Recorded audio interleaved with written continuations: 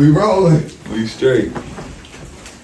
Today, on that Shooting from the Hip podcast, we got my boy BBL Drizzy. DK, my boy DK. This would stand for the Drift King. He been drifting for so long. He was in a Monte Carlo when he first started. It was silver, wasn't it? Yep, it was silver. A silver Monte Carlo. With the 14s. Yup, I just got my hair cut. My boy just got my hair cut. No, but this my barber. We've been together for a minute. I done known him for about 15 years, man. Dude stay fresh even when he say he ain't got no clothes on. He ain't making no noise. Nah, don't start that shit. Don't start that shit. But I actually got to witness him in his shop right now. He has a booth rented out as well. So he's done came from literally in his mama house, outside the backyard, in the garage, in his room. He started lining niggas up with Nikes, all types of stuff. But that has nothing to do with none of this. This my boy Drizzy Dre. What's up, bro? What's up, bro? How you doing, sir? I'm good, man. We got here this morning, man. Oh, man, yeah, good, bro. Just got my hair cut, man. Yeah, man, all right. I don't know why he got this cape on still, but let him do his thing, man. Man, chill, bro, chill. I just got my hair cut, man. Yeah. Like a week ago. Yeah, for real. Just got my hair cut like a week all ago. Week. This dude, man. Shit, I guess I will take it off, man. Shit, man. Fuck, man. Damn. I got you. All right, man. Damn. Lord, bro. Damn. All right, bro. What up, man? What's happening with you, though, man? Same How long you been bro. going by Drift King? Man, I ain't been going by Drift King for no time until about 5 minutes ago when bruh started this video. So why do you call yourself DK? DK, man, I'm Darren Kirkland. It's my name, man. Darren Kirkland. Oh, so this whole time I've been... Yep, you've been misconstrued in it. Yep. So what about Donkey Kong? Why did you want to do the Donkey Kong? My dad always called... My dad got the same name, so we used to call him Donkey Kong. It's really Diddy Kong. You know, I'm Diddy Kong, Pops is Donkey Kong. So, you know, we just play off each other. That was originally what I had wrote was Diddy Kong. Yeah, straight up. Yeah, that's funny. Diddy Kong, man. Yeah, so... I always love that. I always liked Donkey Kong, so that been me and Pops. So tell me a little bit, man. Oh, but before we get into anything, I gotta tell you was right, man. What I do? So remember when I was getting my hair cut the other day, and you was talking about the kids. Yeah. And being ungrateful and all of that, and how to... I said, damn. When I got home, they made me out to be a liar. So remember when you was like, man, they need to be doing that for free. Yeah. And I was like, nah. Mm-hmm. Yeah. You know, I was like, dang. So I got Ronnie a little gun, right? Mm-hmm. I had bought him a Nerf gun. He cut the grass and all this. I got him a more expensive Nerf gun because the other one he had, just so he could have it. Man, that boy was like, Dad, I still don't want this one. I want the one I want. And I'm like, you know, because they get so much all the time. They don't appreciate nothing. No, man, I got you a better one, better quality. And he still was like, I care about that. I want what I want. That's exactly what he said. I'm like, man, you dirty, bro. You a dirty ass dude, kids man. Don't be kids, man. They don't care about nothing. They don't. But we blessed to be able to spoil them. So, hey.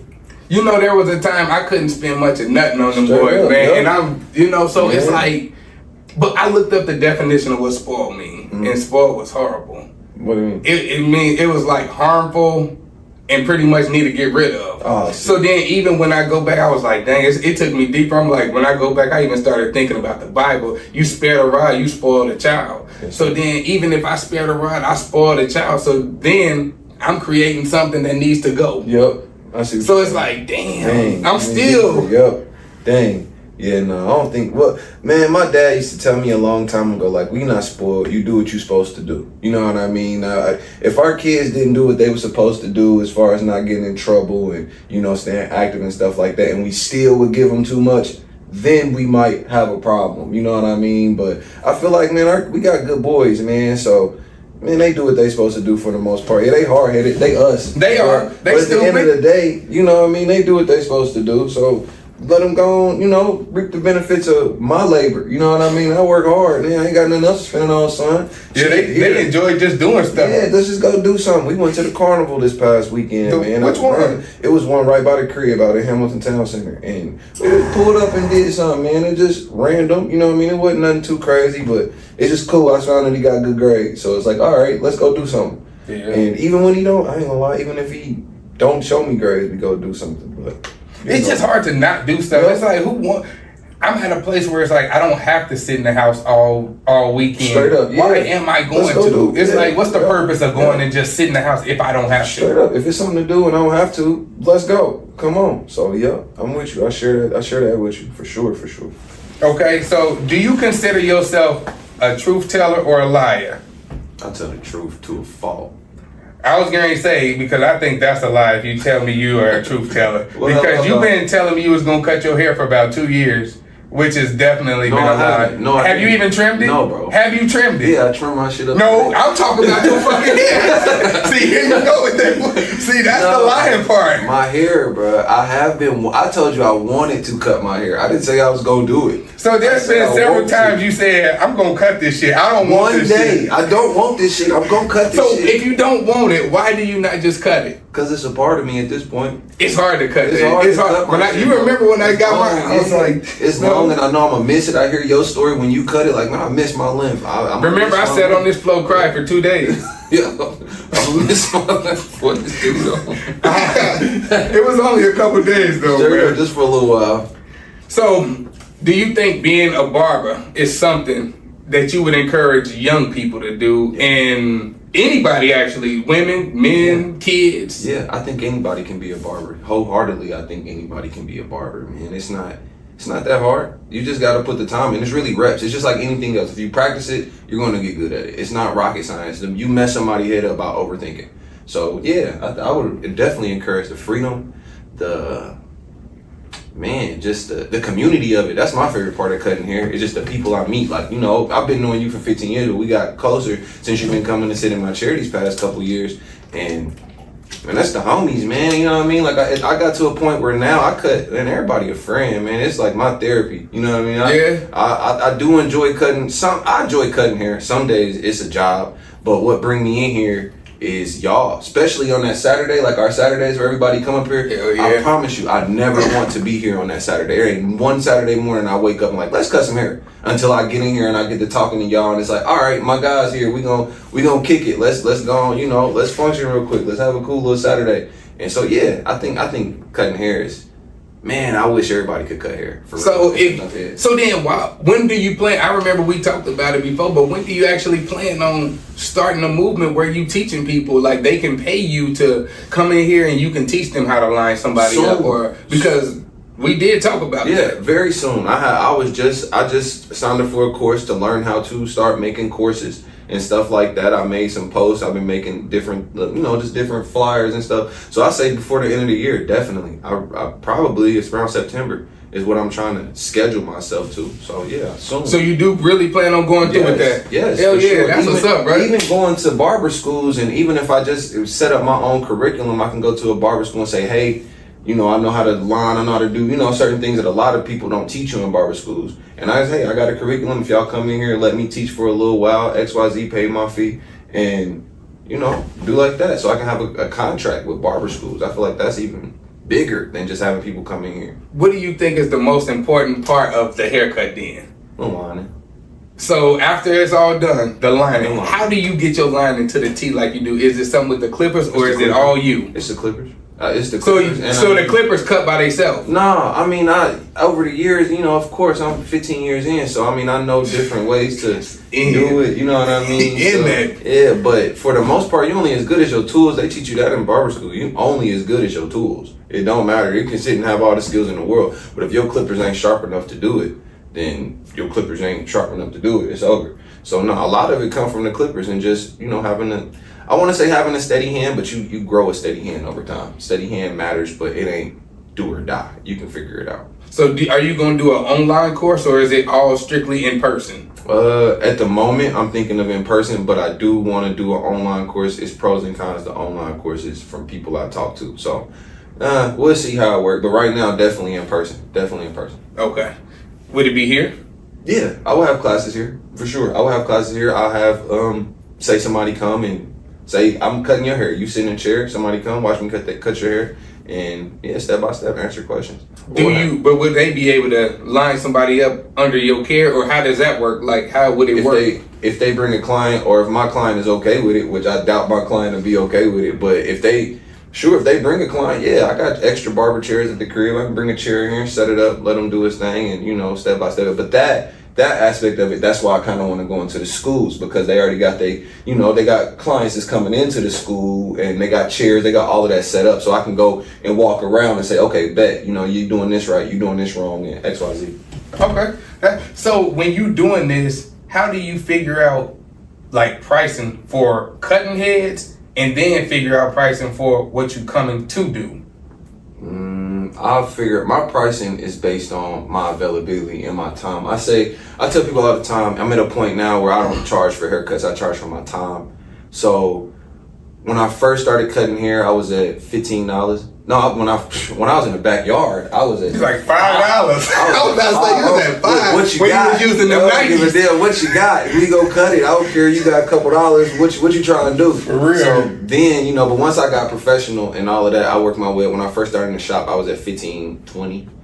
Over time, I got up to 30, and I got up to 30, then I got up to 40, and then I jumped to 60 about a year or two ago. And it all was based on my availability and my demand. It would be, okay, bet I charge 15, let me get booked up at $15. Okay, bet I'm booked up at 15, let's jump to 30. Okay, I'm booked up at 30. All right, well, shoot, let's jump to 40. Like, all right, dang, I'm booked up at 40. Now we at 60, and it's like, ooh, I'm on the way to being booked up at 60. But I do feel myself topping out soon, because I'm, where we from, and $6 for a haircut, that's how. So, it's high. But as long as the cut, sometimes people can go around the price as long as everything. Sure. Like sometimes, when the last time you got some work done at your house, it was all the person that came. It was the person that came, how they presented it, and what the outcome was. Yep, for sure. So if you had a good presentation, your outcome was good. Shit, most of the time. And with that being said, it's based on my level of professionalism. Every time I would step up in professionalism, it kind of would go that way. Like now. Shoot, my professionalism, I'd say top tier, especially in the city. I'm almost never late. You can come sit right in the chair, clippers clean, you're gonna break out. We're gonna have a good conversation, got a good environment, all of that. So it's like once I stepped up and I can provide more outside of just cutting your hair, yeah, now my price got to change, because I got different level of people that value other things. It gets to a point, and this is why I say a lot of people can cut hair. It gets to a point where it doesn't matter. I'm not saying it doesn't matter, but getting super crispy and all of that, a lot of times they're not the people that pay well. The people that pay well is the professional people that want to be on time. So yes, I can give a good cut. I feel like anybody can give a decent cut, a good cut. But can everybody do it on time? Can everybody have this person out of here? Say you got an appointment at 9:30 and you got to be somewhere by 10 or by 10:30. Well, I have you out of here by 10 o'clock so you can be on your way. And can I do that consistently? Not just one time, not just every now and then, not just, man, I hope this nigga on time. No. Every time, because at this point I got doctors, I got entrepreneurs like yourself, I got businessmen, I got ball players, I got people with a schedule. So you can't just call me and be like, hey bro, I'm on the way. Like, all right, you gonna be sitting for a minute, because you might not even get it. Because I got this man that work at Lilly that's high up in Lilly. He got a big meeting with Big Pharma in a couple minutes, and I got to get him right and still get him across the city. And I need him to come back consistently, because that's my consistent business. That's way more of an important client than just someone that just, hey bro, I need a cut. And it's like, I feel you, we all need a cut. But, you know what I mean? It's a little more, I kind of leveled up from that. Not saying nothing's wrong with that, because everybody starts there. I for sure was starting there. You know what I mean? Just call me, I'm going to cut your hair. But over time, you just grow, man. You grow, and you got to keep growing with business, man. You actually got a day where you could take your time to do whatever you want to do. Yeah. And you made that day. Yeah. I picked it. I picked two of them. How does that feel as an entrepreneur to be able to just make your schedule? Like, what we doing right now? It's tight, bro. I ain't gonna lie. Look what we doing. Yeah, it's tight. Look what we doing. Yeah. We chilling. We chilling. And I ain't in your shit. Yeah. It do feel good, man. It feel good when I stop and break it down. I do get caught up in it a lot of time. I'm in the middle of it, in the middle of being an entrepreneur, running a business and stuff like that. So it's like, I got an off day, but shit, am I really off? You know what I mean? But at the end of the day, I can stop and I break it down and like, dang, man, I can do what I want. You know what I mean? I really can do what I want. But the opposite side of it is, shoot, you don't work, you don't eat. So sometimes you can't do what you want. Thursday, Friday, and Saturday, no, I can't. Man, I'm in the barbershop. I ain't nowhere else. You not catching me nowhere else. If my schedule is booked up, I'm in the barbershop. I could call off on a Friday if I want to. All right, you gonna miss however much money you gonna miss. It sound good, but it took years to get to this point, bro. It took so many years of not being on that schedule. I had to treat this shit even more important than it was obsessive. Yeah, bro. You had to be obsessed with it. 8 to 8, 7 to 8 every day. It don't matter what day it is. 8 to 8 every day. I'm in here. Sometimes longer, sometimes shorter, but nope. I'm 8 to 8. And if I wasn't cutting hair, I'm running to this place giving out cards. I'm running over here trying to network with people. Man, it took 15 years for me to get to a point where I could take a day off and I can make a half day. Everybody see it now, yeah, though. Everybody see it now. Everybody think it's like, oh, it's sweet now. It's like, yeah, it's sweet, but man, take a while, bro. You got to put some work in. You got to put some grind in. And man, I had a kid in the middle of it and all of that. So how did you perform though? How did you perform from the start of it? So say for instance, when you was in your mama room, how did that start to get to literally where you are? Tell us that. I was determined. Niggas told me I couldn't cut hair. I was trash. So how many heads did you fuck up before you realized you could cut? Who knows, bro? I don't fucking know how many heads I fucked up. I fucked up some heads though. For real? but okay, let me say this. How many do you think you messed up? Nah, okay. But let's go back to what I said before. You ain't really fucking up. You might not finish the cut. You know what I mean? I might not get you all the way. Have you pushed some lines back? Yes, but that's what I was about to say. Out of all these years, I might have truly fucked up 4 or 5 people. So not many out of 15 years. Out of 15 years, I might have really fucked. But one of them don't count because he told me to do it. He just didn't know what he was asking for. And I told him, like, bro, you want me to do that. And the other one, he's still my client today. He still come every Saturday. Keenan. Keenan.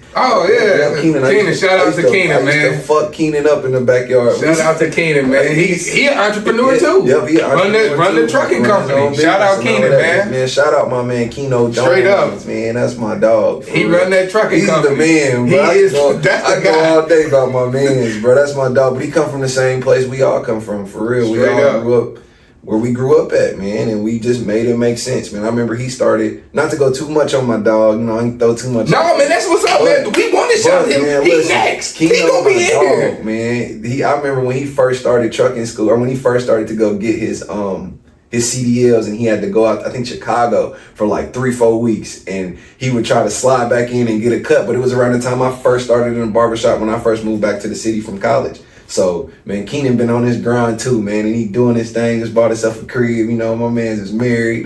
Keno, that's my guy, man. Keno Jones, Keenan Denning. Yes. That's my guy. Yep. What is it, Denning Trucking? Denning, what's it called? What is it called? See, I got it over here. What's it called? D6 Transportation Incorporated. Yep, D6, shout out D6 Transportation Incorporated. My man, Keenan and his family, him and his wife got their own medical transport business. They just started it at the start of the year, man, and they doing great. Let me see that real quick, man. They doing great things, man. They doing great things. Proud of them, man. Straight up. Proud of them. That's what's up. And that's my dog. We even got the QR right there. Yep, that's the coolest part. That's my dog, for real. That's my guy. So, yep.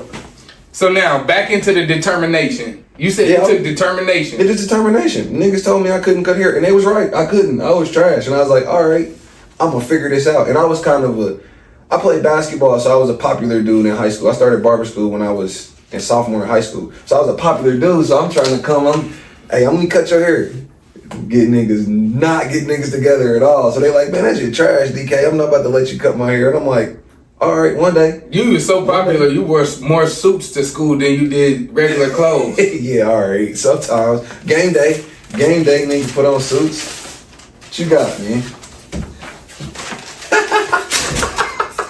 Hey, that boy's clean, though. He was clean. That boy's clean. That little prom. But that's how you used to go to school every day. Yeah, all right. You didn't wear this type of stuff until you got down. Straight up till I got up, huh? till I got up. That's funny. That is funny. That's what he used to wear to school. He pulled one out on me.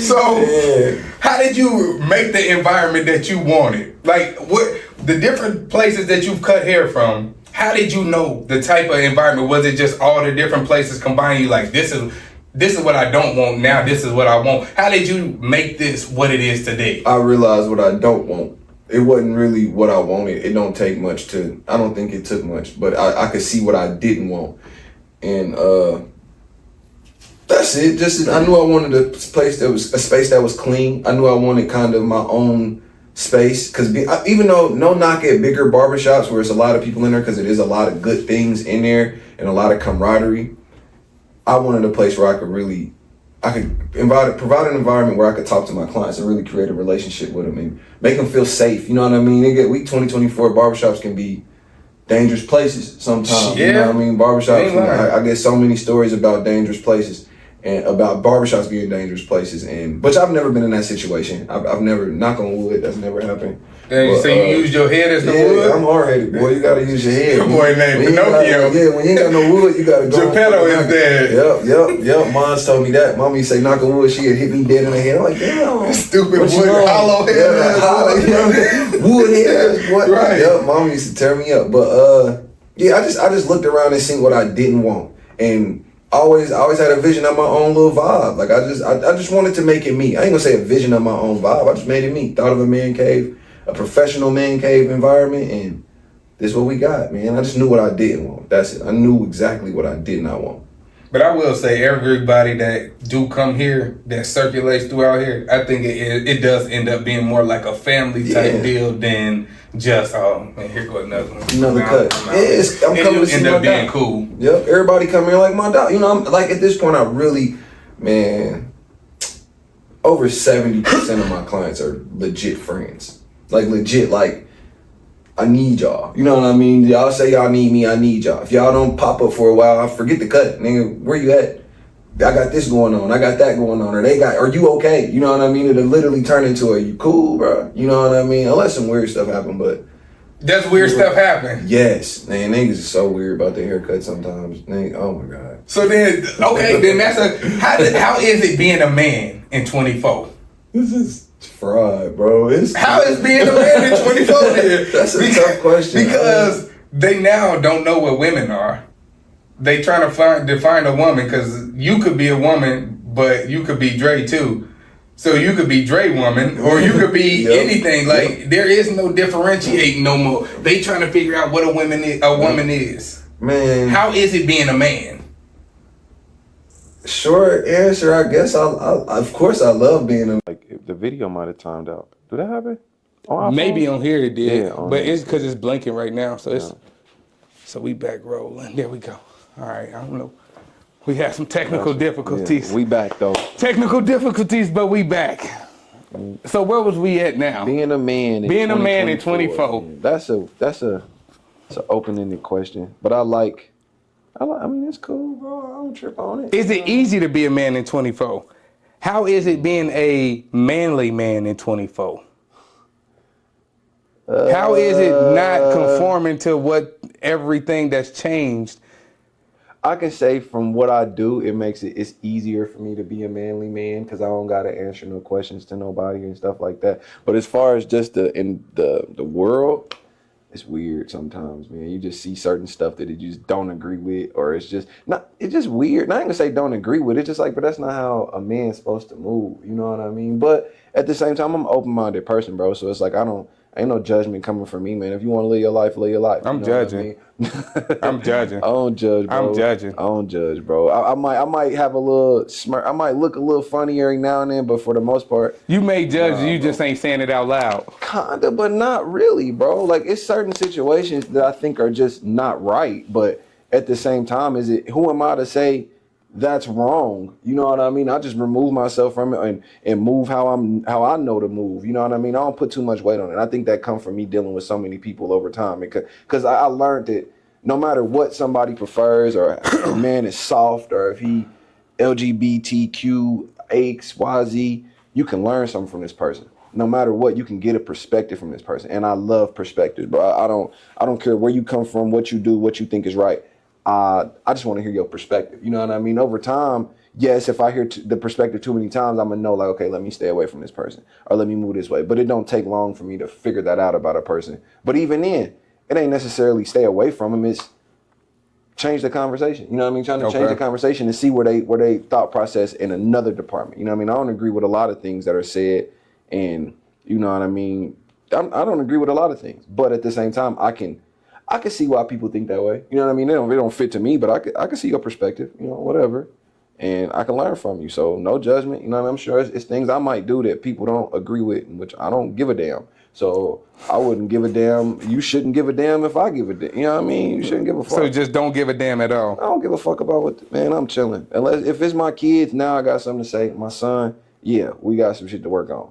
But, or if it's like my, close friend, it's like, it would have to be a close friend where I know where we come from, I know what we stand on, and you fucking up. You know what I mean? But as far as just somebody, a random person, you don't fuck about what you doing, bro. That shit don't affect my bottom line. I got too much going on. Do what you want. Do you feel that if I don't tell you, you fucking up, do you think that I'm a bad friend to you? Yeah. Why? Because who else gonna tell me? And you know me to where your opinion can matter. You know what I mean? Now, if a random person say that shit to me, it's like, bro, fuck you. I don't care. Why'd you get so upset with him, though? Because you don't fucking know me. You don't know what I got going on. You don't know where I come from. You don't know what I started with. You don't know me, nigga. Fuck you. And I'm gonna move out the way. I ain't gonna get mad. You know what I mean? But you just got real upset real quick. Because it's not really upset. It's more so like, bitch, fuck is nigga. Get out my face, bro. Like, why are you paying me that much attention? You don't even know me, weirdo. So that's how you treat people that come in here? No, I don't treat people. That's how my brain treat people. I ain't gonna say that. But people don't do that, bro. People don't really do that. It's rare and far in between. When somebody's out of line, I ain't got no problem with being like, bro, you kind of tripping. But the environment that I created and the aura I give off, you ain't gonna get out of line with it. It don't happen like that. It ain't gonna. There ain't even nothing that come across your mind. Because I lead with respect. You know what I mean? I'm gonna lead with respect. I'm gonna give you respect before you even think. So it's felt initially. Yeah, you're gonna feel my respect that I'm giving you, and vice versa. You should give me respect. I'm gonna demand my respect. But since I give it first, it's rare that somebody just, nigga, what's up? You fucking like, bitch, you don't know me. Unless it's even my friends, like even y'all don't come at us. Y'all don't come at me crazy. We had our little discrepancy about calling and canceling an appointment not too long ago. Yeah, we talked briefly and came in here the next day, but neither one of us got in our feelings. You know what I mean? You should be able to have a conversation with your dog and take feelings out. That's what bothers me. Niggas that get in their feelings when you just being a man. Like, bro, I'm just talking to you. Yeah, you can go off of my tone. Yeah, I got strong. You got strong. I'm passionate. But man, bro, who you talking to? You ain't had to. Why is it that deep? But exactly. Why do you go to your feelings? We are men. Why is as soon as you get mad, you go to your feelings? I don't like that shit, bro. I really don't like that. Because we haven't been. Some people didn't have nobody to be yelling at them as a kid, so then now they don't know how to take it. Yeah. Or to even tell you, bro, I fuck with you now, but you smell like shit. Straight up, like you need to do better with your hygiene. Like we cool and all, but bro, you don't Straight smell up, well. yep. Like I should be able to comfortably tell you not doing well. Straight up. When you was. Let's go to mental health real quick. For sure. There was a time you was in a darker space. Yeah. Mm-hmm. I would always still tell you, bro, you got to do some other shit. Like, you on the wrong level with this shit. Yep. And, nigga, you mean to tell me for 3 months you ain't answering the phone, bro? You tripping. You lying. Like, you are lying. You mean to tell me I got to pop up on you at work to see how you doing? Yeah. Like, come on, bro. Like, how do you feel how does that feel knowing that you have people that care about you and you still push them away due to you dealing with your own? How does that feel? Like, how did that make you feel? That makes me feel, honestly, depending on the situation I'm going through or the space that I'm in life, sometimes it don't make me feel no way. Because, like I say, we all got our own journeys, man. So if I gotta go quiet for a little while, I gotta go quiet for a little while. I gotta get myself back because say I'm in a mode like that and I'm being forced to bring it out or forced to talk. Who knows how it come out? You know what I mean? Who knows what damage I could do to somebody else or what damage somebody can do more to my mental? You know what I mean? So I'm a big advocate on letting people have a space and stuff like that. But I'm also a person that I'm a loner, bro. I like being I love being by myself. That's my solitude, bro. I've always been that way, which I can kind of change it. I think honestly that's one downside I think of barbering, because I realized I had to build all this on my own. You know what I mean? On my own, don't nobody share my problems. And with that, it forced me to, I used to be a person that was really, really closed off. And I'm still kind of closed off. I ain't gonna lie, I'm pretty closed off.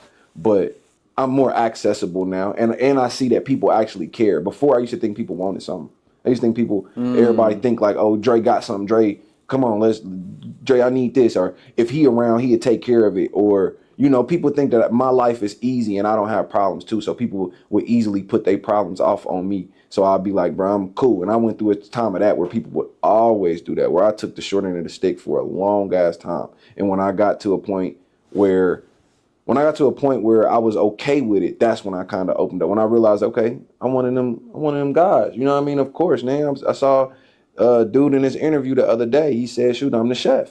I'm the chef. I'm the one that I got to cook the food and dish it out, even if I'm hungry, even if I don't feel like cooking. If I don't feel like, I got to dish it out because people need that from me. You know what I mean? And if I don't provide that, people could go down. And once I got to a place where I embraced that and I realized this is what is in my control, is to provide what I can provide and take care of myself when I can. That's when, you know, around the time when I started coming out of that shell a little more, you know what I mean? And now I feel like, and I still got a lot of progress to do, but yeah, I'm kind of out of that shell now. And I'm more so, I appreciate when people check on me. That's it. I really do appreciate when people check on me. So I feel like if you don't have nobody to check on you, people really don't care about you. Yeah, for sure. If nobody check on you, who really cares? Yeah, who really cares? Because I mean, just to say you all right. If I already got your number, it takes nothing for me to send you a text. Straight up. Just to say, hey, you doing all right? You good? Yeah. Just a quick little check-in. So yeah, I do appreciate check-ins. Do you think that determines real friends versus just people that do want something? People that just check on you even if you don't respond? Even if you don't respond, because he don't respond. It gets kinda, because sometimes people that do that shit first, people that say, "What's up, nigga? You all right?" Yeah. Well, I'm trying to get in on Tuesday. You got me. So there's a motive behind the check-in. There's a motive behind the check-in a lot of times. Some 50-50. But I know when it's genuine. I know the genuine people that's gonna call me, because y'all know me, so y'all gonna cuss me out first. Nigga, why don't you answer the phone? Yeah, so it's like, oh damn, I don't give a fuck about no haircut, nigga. Where you at? Right, where you at? What's going on, bro? You go. And that'll be the second. That's how I can tell. If somebody checking on me because they want a haircut, the second sentence is gonna be something about a haircut. Somebody's checking on me if they don't give a fuck about a haircut, nigga. Is you cool? That'll be the second sentence. So they'll say it without having to say it, because most people understand. Like, I mean, you gotta understand. I'm a barber. I'm booked up. So my phone ringing all damn day. You know what I mean? So sometimes it's like, bro, and 9 times out of it, it's somebody calling for a haircut. So it's like, man, gone. You know, even people, even sometimes situational people that I know care are calling me straight up like, man, I need a cut, bro. I know you cool. You know what I mean? I need a cut. So, even though you here, like in your own. Exactly. I need a cut. So I got people that do that too. So sometimes it's just get the phone out the way. And I think that's something a lot of people don't talk about as far as being an entrepreneur, more so a barber. How many people are depending on you to make their week and their day go straight? It gets overwhelming, and sometimes it's like, fuck it. You know what I mean? It definitely gets to that point. It's like, book online, I ain't answering the phone right now. And I think that's necessary once you get every now and then, you know what I mean? Because it gets overwhelming, bro. I got 50, 60 clients a week. So that's about 100 something people a month. So damn, you know what I mean? Trying to juggle all that, and then everybody looking at it like, oh, that's my guy, we friends, you know what I mean? And it's like, we cool, we friends, but I got a life too, you know what I mean? And I got people that are real friends and family that I have to tend to as well, not just, oh, we friends because you think I'm a cool dude and we have a good interaction in the chair, which we are friends, don't get me wrong, but I got a life outside this chair, and I have to take care of myself outside this chair, and I have to be able to, you know, pace myself sometimes where I can keep going. And it turns into a lot, man. People come in, sit down, talk about their problems, and say I get 10 people a day, 7 out of them 10 people, something bad is going on. So I'm trying to juggle this, and they jump out the chair. The next person give me something bad. Next person give me something bad. By the time I go home, it's like, damn, man, my people going through it. My problem is it's minute. You know what I mean? So it'll have a toll on you because I'm an empathetic I'm an empathetic person. You just said you was a simp. No, that's not what I was saying. Sympathetic. Okay. Empathetic and sympathetic. Okay. So you empathetic. I'm empathetic. All right. I'm empathetic. And a little bit of sympathetic in there too, but empathetic. So I feel you when you're going through something. It's like, bro, damn. And that's part of it. That's even more so why I wanted an environment like this, because a lot of guys need a place where we can sit down and really chop up problems, not just go in the barbershop and talk about LeBron James and Michael Jordan. And the barbershop therapeutic. Yeah, barbershop is definitely therapeutic, but it can get even. I've learned coming in here by myself, it can go even deeper. It can go deeper than surface level because you get in the shop and you got the male bravado in there. So if you got a male bravado, the whole place is masculine energy, but you going through something with your girl. You don't want to. Everybody want to sit and play the game like, yeah, man, fuck that bitch, man. Fuck her, move on. Man, that shit is hard sometimes, man. It ain't that easy. It ain't that easy. We make it sound that easy. The rappers make it sound that easy, tough, but real life is. Niggas want to talk about relationships and stuff like that, and it's hard to do it in an environment where, it's just 100% masculine or hood nigga masculine energy. You know what I mean? Some shit get real, man. Life get to taking on you, man, emotionally and physically. And then you don't want to put your business out to everybody. Yeah. So you can go through something with your kids or your baby mama and you want to talk to your barber about it, but you in a big shop. So now everybody in the barbershop gonna know about it. So now you don't want everybody in your business. You become gossip now. You become gossip. It done went here and went there. Whereas in this environment that I created now, I feel like, man, we could talk. Like I got clients that's been coming to me forever. And I feel like I've learned more about them in this year and a half that I've been in this shop than I've known for the 10 years I've been cutting their hair, for sure. Definitely.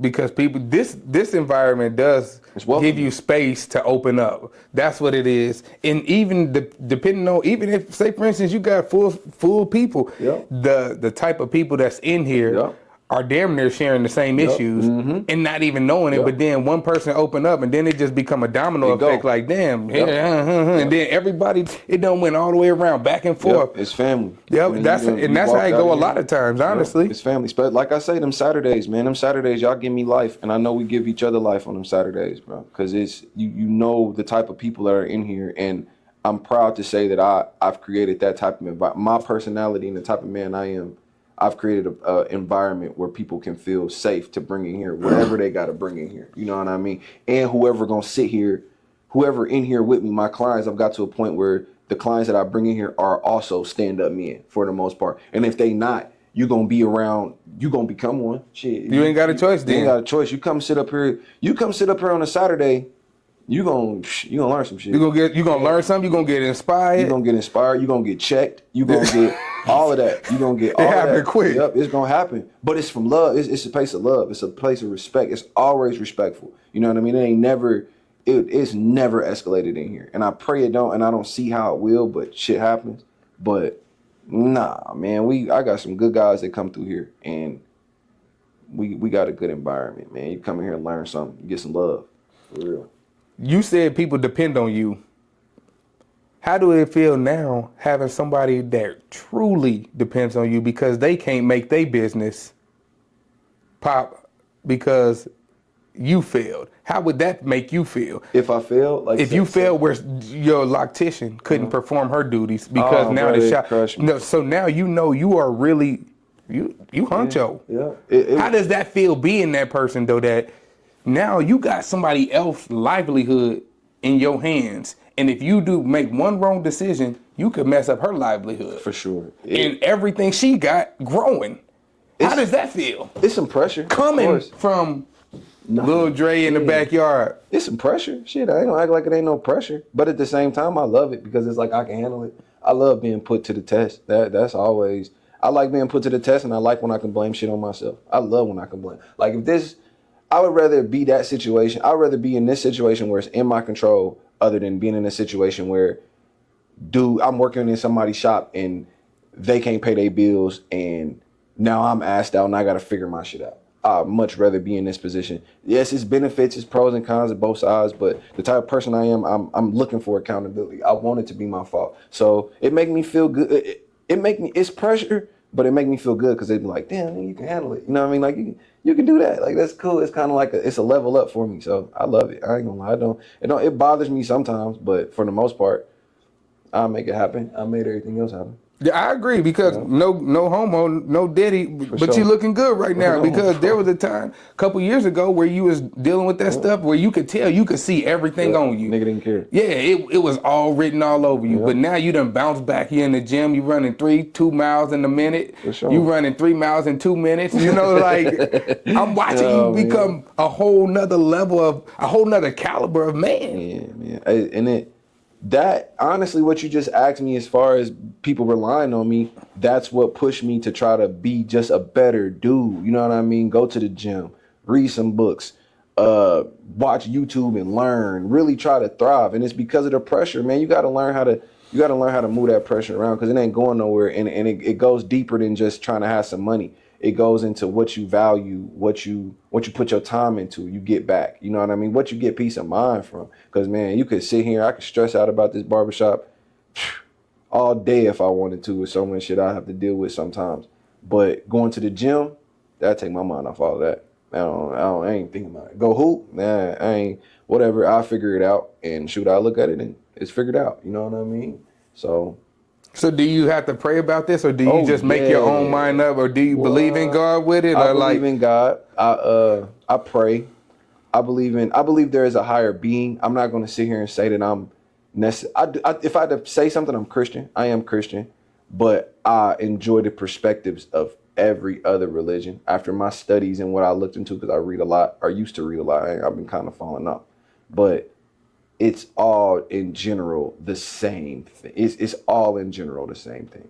You have to live righteously, live correctly, do the right thing, and it'll be all right. You know what I mean? Pray. But yes, I pray every day. But even the Bible says it rains on the just and the unjust. Yep. So even if you do the right thing, it's gonna bad happen. Stuff still gonna happen. Bad stuff coming. But that's it. It's how you deal with it, man. It's how you deal with it, and that's why I pray, because I could say, man, God helps me. He calms my brain down. You know what I mean? He'll calm me down. Elaborate that. God calm my brain down. Like if say I'm going through it. Say I'm having, man, the toughest time. Can't stop my brain. Can't do nothing. I get on my knees. I breathe. I meditate before I pray. So I sit and I breathe at least 10, 12 times. I just try to hone everything in. Say what I got to say to God. And that's another thing. I've learned to stop asking God. I just thank God. If I sit down and I talk to God and I thank Him for what He's given me, and that'll calm my brain. Gratitude. That calms my brain down enough to where it's like, okay, it's not that bad. You know what I mean? Like, yes, it's tough, but look what you done did with what was tough before. You know what I mean? It's okay. You built for that. And having a conversation with God and things like that lets me know where I strongly believe I'm one of His guys. You know what I mean? You say you one of them boys, huh? You say you one of the ones that's going up, huh? God he worked with me, man. I agree. I think that was a good perspective. And He definitely do. And I see it all the time. And I got a praying mother, so that helps. Our praying family, all of it helps, man. So, God, that's my dog. Man. That's what I be saying, man. And people be like, man, but God know, it's like, I don't even really understand how to explain it. It's just you gotta have your own relationship, which is like you have to have that spiritual relationship by yourself. I can't, even though the way you said it, it's great, but to have your own, you gotta have your own relationship to understand how to actually feel that presence. For sure. Because it's not just, that's everything. That's what I do. I sit and meditate until I feel that presence. Before I'm about to pray, I get on my knees and I breathe and meditate until I feel His presence. Literally in the room with me, standing right behind me, hand on my shoulder. I promise you, I feel it. That's when I start to think. That's when I start to pray. And when I pray, I just ask for Him to guide me, man. Just guide me in what I'm trying to do, man. If it ain't the right thing for me to do, pull me away from it. Give me a sign. You know what I mean? Just show. Please. I genuinely want to do the right thing every day, every chance I get. And I feel like as long as I do that, He got me. As long as I feel that way, God got me. All of this, and it'll make sense. So how do you curb temptation? Logic.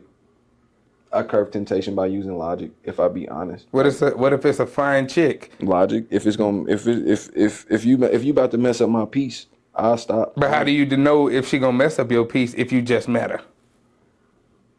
I don't know, bro. I look at this is it. I cut a lot of people here, bro, and I done dealt with a lot of women over my time, but I deal with a lot of people, bro. I can see.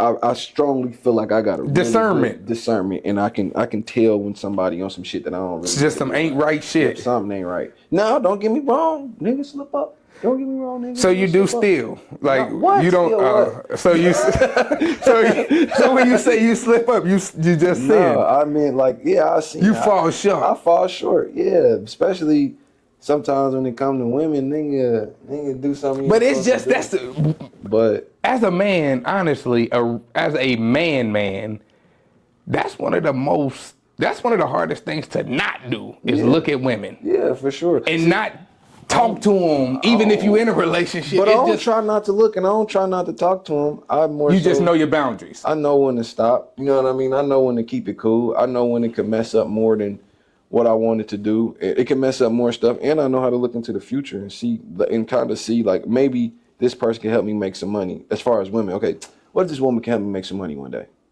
Yeah, I ain't gonna crack her. You know. So you're not gonna crack her? Nah. Have you ever cracked somebody that could have made you some money?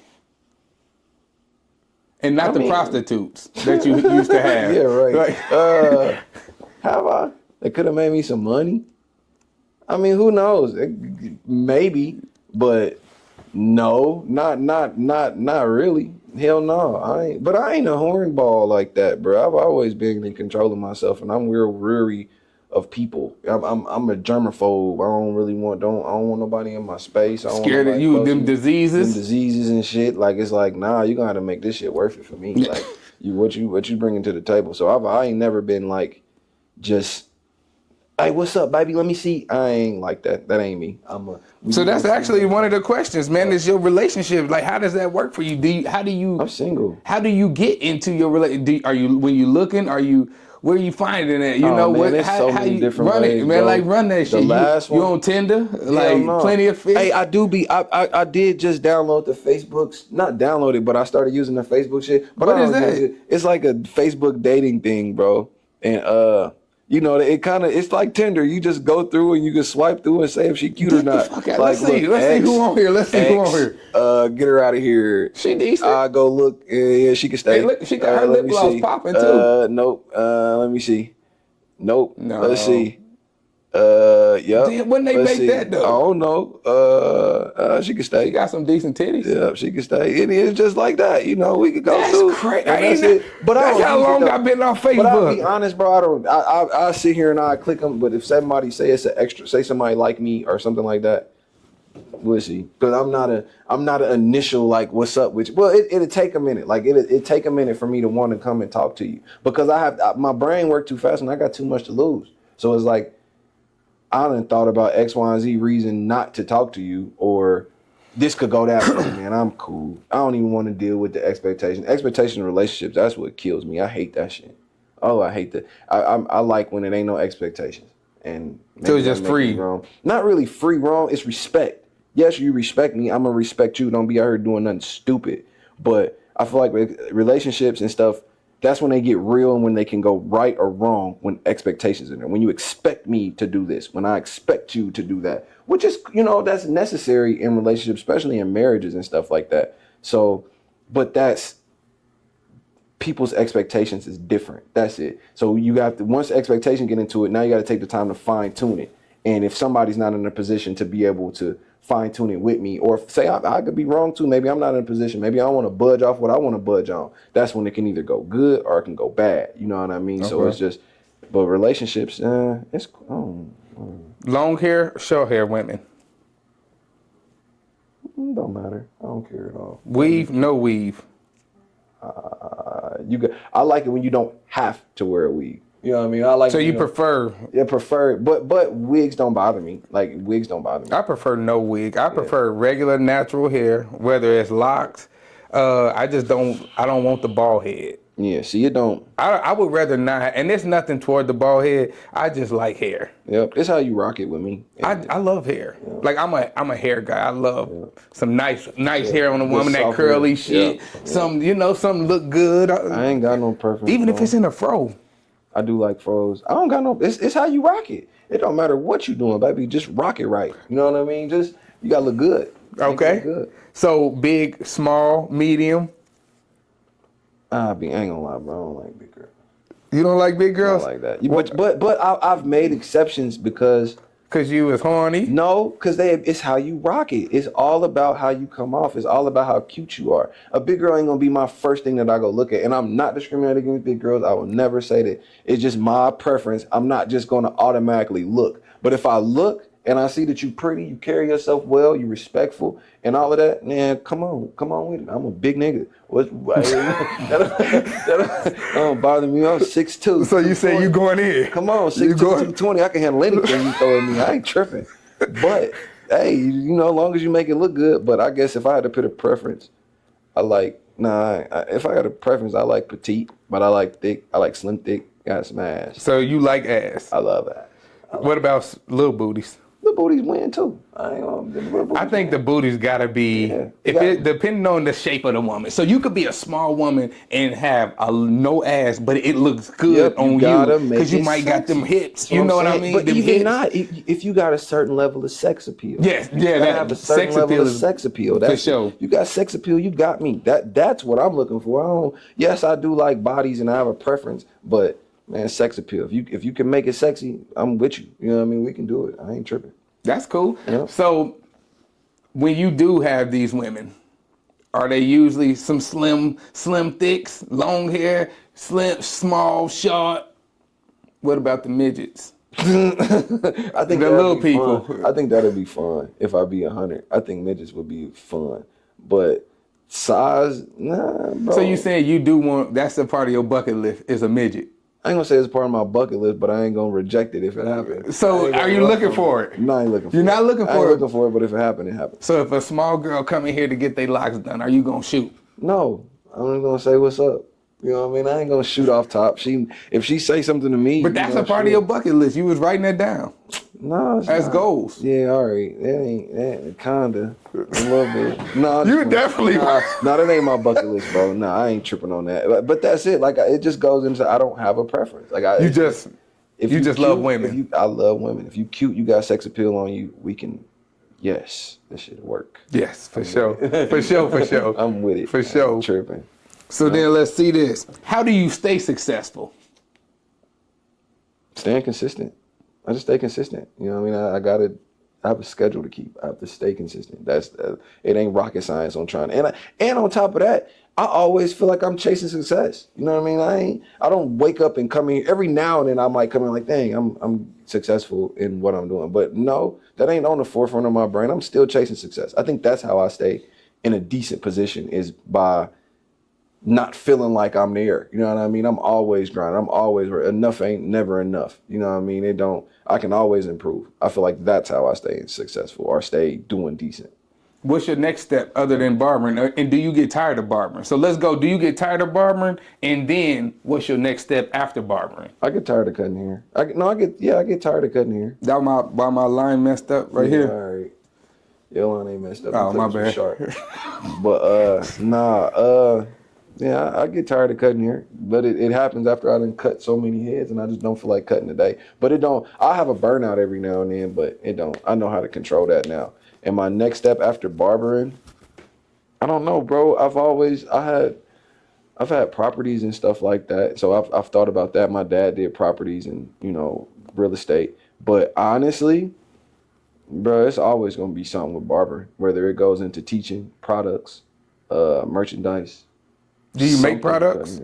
I don't make products, but I do have a vendor that gives really good products.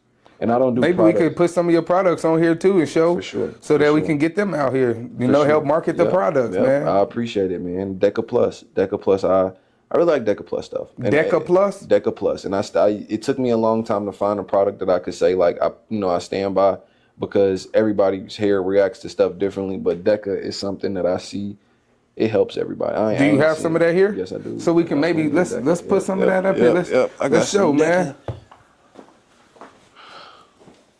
See. Deca Plus. What else I got? Shampoo. Yeah. So yeah, we got all of this, man. Sight and Tame, a quick spray, conditioner, shampoo, and a pomade, man. This is all natural, all pH balanced. I've been dealing with their products for, man, a long time. It's been years since I've known about their products. I didn't start keeping them on demand until I say maybe a year or two ago. But that's all I put in my hair. So this is all you use? That's all I use in my hair.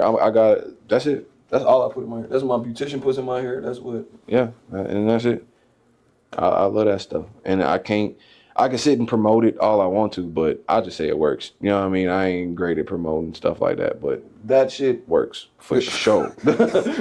So then we know where to get it from right here now. Where you located at? All times. I'm in Castleton, man, off 82nd and Allisonville, right behind Chuck E. Cheese, right across the street from TJ Maxx. Instagram? Instagram is Faded by DK. Just started it.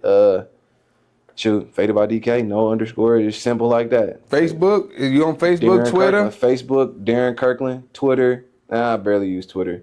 But Facebook though. Facebook and Instagram is where you can catch me at. You'll see my work and different things like that. Facebook, Darren Kirkland. And then Instagram, Faded by DK.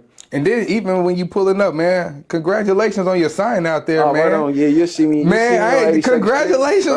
When I seen that, I was like, my boy got a sign. Yeah, you'll see me on 82nd Street, man. You know, it ain't hard to see in Castleton area. In Castleton, across from the mall, man. That's a big thing, bro. Hey, I'm proud of that. I ain't gonna lie. I'm proud of that. When I seen that, I'm like, man, this dude really got a real life sign. It's really cool, bro. Especially coming from where I come from, 46218, and my mama backyard. You know, y'all know the backyard. We back there getting busy. You know what's up. Nigga, from that to, right here. You can see me on. And he got a real sign. Yeah, real. Just as everybody else in the plaza. Cool. Just to like indicate else, he man. right here. I'm here with doctors and all of that, man. He in here. The massage right across. I'm in here. So right across. That's cool. You know, little stuff like that keep me going. We got the loctician.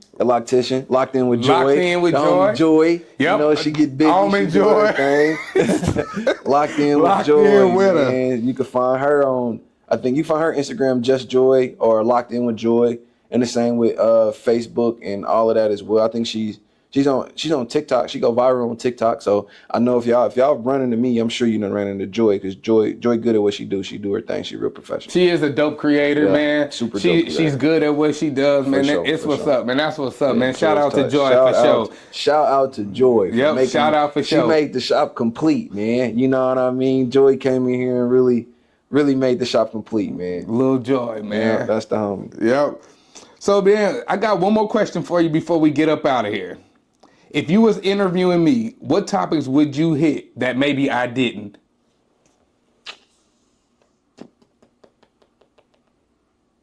I would say you hit fatherhood, but I would say more so on how fatherhood inspired all of this.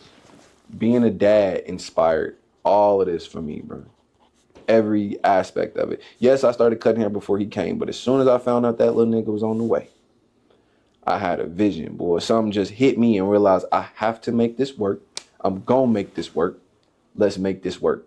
And this is what happened. Kind of just off the spark of my son. Off the simple spark of like, damn, I got him on the way. And it terrified me. That the power of being a father that's amazing, bro. Like I can't even put into words how much being a dad really made me step my shit up. Like it really made me like stop bullshitting and get my shit together. What do you think about being a dad you enjoy the most?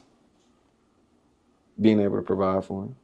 Being able to being able to provide for him and being that guy for him. Being like I can tell. I'm your friend. Yeah, like I can, even though you my son, we good. Yep. Like I know that I'm his guy. You know what I mean? At the end of the day, he know he can call me. You know what I mean? He know daddy gonna get it done. He know daddy Johnny on the spot. Daddy gonna get this shit done. Or whatever. Man, call my daddy. That's one of the best things about it. And being able to provide for him. Being knowing that he know I got him. That's it. He know, like, don't nobody got me. That nigga do. Pops He got me, for yeah, sure. Pops got me. I don't care about none of that. Now, yes, he got to do correcting because he is me 2.0, the nigga hard-headed, and think the world revolve around him and think he is God's gift to this earth, which I feel him know because sometimes I feel that way. You got to. Somebody got to feel that way, because if not. But it's cool because he know, I love it because he got somebody, and I'm not going to say, my dad was always there. My mom was always there, but I didn't feel like my perspective was shared by them. It was more so, this is how I go, teach.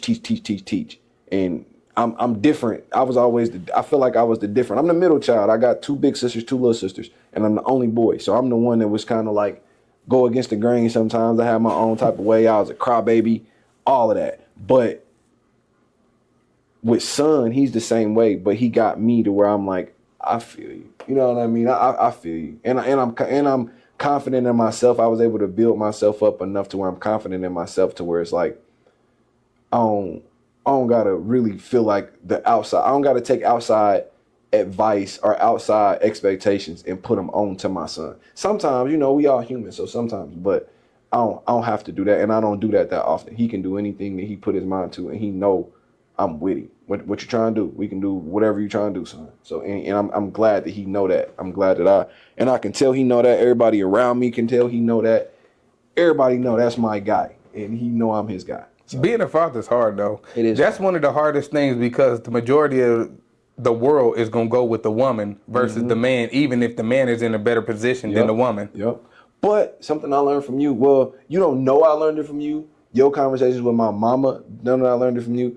Once you realize what's in your control and what's out of your control, it makes it a lot easier. It makes it a lot more manageable.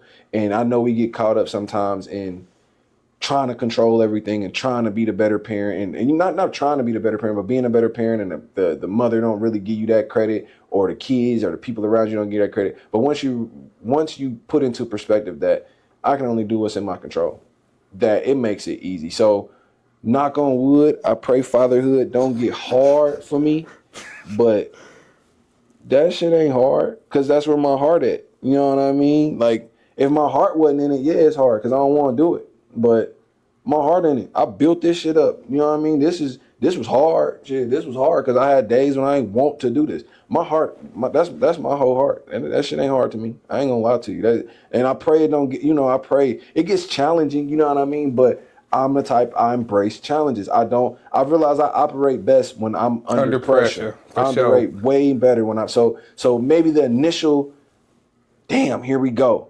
Yeah, that'd be hard. But soon as I break out of that within a couple hours or a day or two, what's up? Let's get it cracking. And then I look up and I done did better than what I expected. So at that point, I done forgot about the hard times. I not really forgot about them, but I looked at the hard times as a lesson instead of, man, why me? You know what I mean? I don't really look at stuff like why me. I don't harp on why me. That's one thing I don't harp on is why me. And I don't share that. I don't like when people do that. Yes, you can have your time to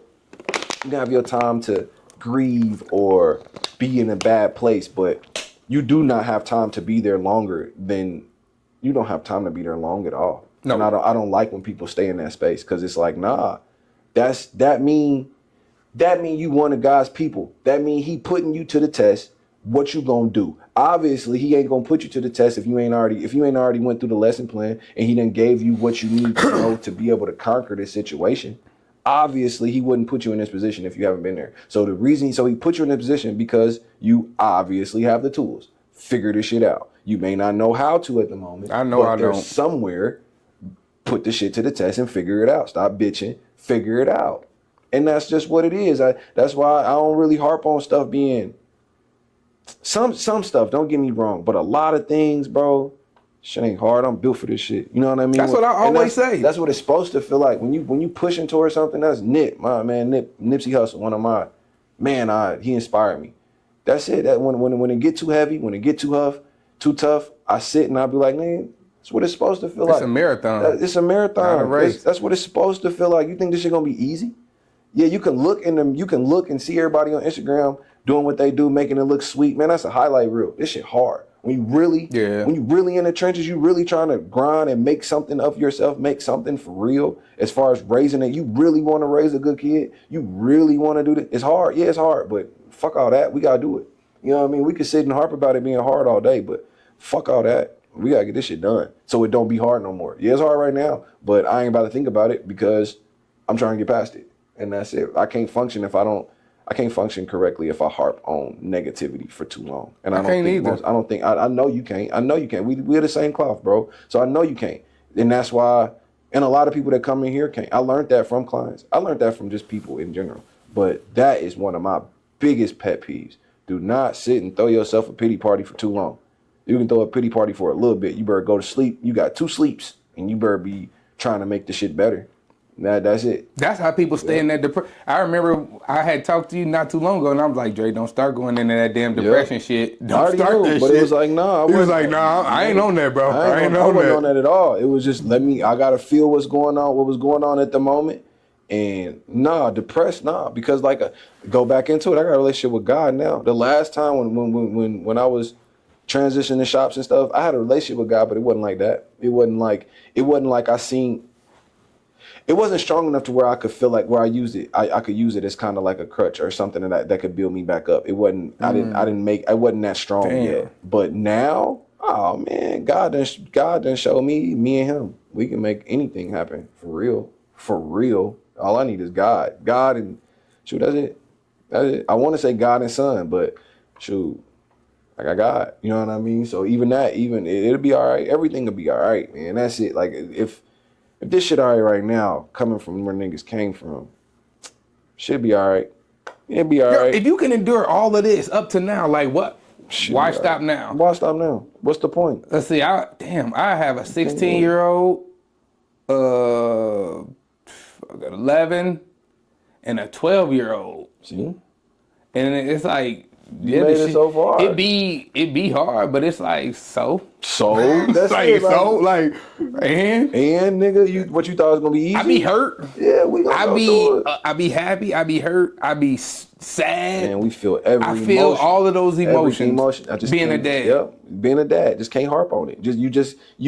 If you harp on it, you see it's gonna trickle into these babies, man. And you gotta be that rock for these babies. So go back into what you said. I do agree that being a dad is hard. It's just I can't harp on it. That's it. Being a dad is hard, but I've trained my brain to realize if I harp on it, I'm gonna make it harder. Harboring those feelings is what really makes it worse. I'm gonna make it harder. Yep, you know what I mean? I can deal with hard situations, but if I stay here too long, it's gonna get a lot harder. So the quicker I get over this shit and start working toward, not really get over it, the quicker I start attacking it as far as trying to break it down so it's not hard. You know what I mean? You hit a rock 100 times, it's going to break at some point. So that's it. Once I start hammering at it, the quicker I can get this hard problem out of my way. And shoot, that's how I go about everything. And I find enjoyment in it. You know what I mean? I really do find enjoyment in tackling shit and conquering shit. Don't get me wrong, I failed. Oh, I done failed. Niggas done failed. Still do all the time. But I just bounce back. That's it. I bounce back. And I can't even...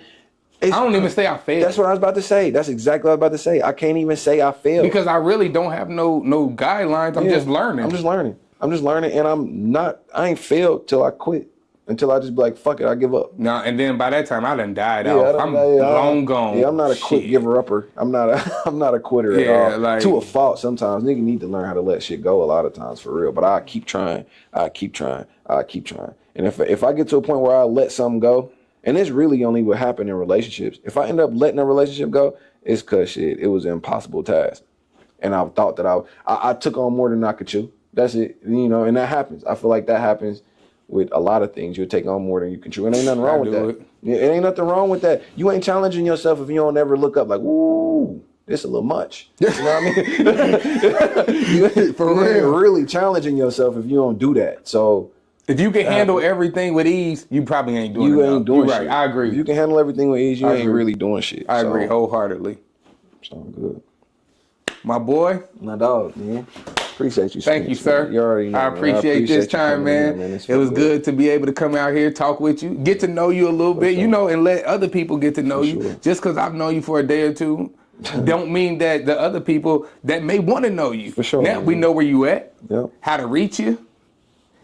What's the website to get booked if somebody want to book you? Style Seat, man. Booked by Faded by DK. Style Seat. Style Seat. Style Seat. Faded by DK, man. Is that an app or is it It's an online? app. Style Seat is an app, and you can access it online, but it's better to use it on the app. It'll show you my availability. It shows you my prices. It shows you reviews. It shows you my pictures. It shows the barbershop. It shows everything. That's really where you can get in contact, like where you can see everything about me as just the business side of it. You know, Faded by DK. You can see everything. I got over the years and years of reviews, and man, I'm one of the top pros on there. So you in Indianapolis and you type in barber into Style Seat, 9 times out of 10, I'm one of the first 5 people you're gonna see. Maybe first 3 people. Ain't that cold though? Might be the first one. Ain't that cold though? It is tight. It is pretty when your cool. name pop up. Yeah, it pop up on a big app like that. So it is super cool. That's I ain't gonna tight, lie, it is bro. super cool. And then to see the guys that I came up with on there with me, I love my guys, man. I gotta shout them. I gotta shout out Josh the barber. I gotta shout out Zay the barber. Zay at New Studio. I gotta shout out Zay Cuts downtown. He's the man. Like Zay inspired me, man. Zay is the inspiration for this. Zay let me see that I was capable, and I didn't spend much time in there with Zay, but Zay let me see I was capable. Stevie P, that's the homie I work with. Hell yeah. And my dog Vion Shelton, man, he taught me everything that I can say is tangible about running a barber business, man. I put him on such a high pedestal. I'll be honest, we ain't talked in a while, but V is always love, forever and ever. I don't give a damn. It's love every time, because you taught me so much, and I appreciate them putting me under your wing like that, man. That was super solid. Super solid, man. Much love to V. So, yeah. Hell yeah. So, my God, appreciate you, Spence.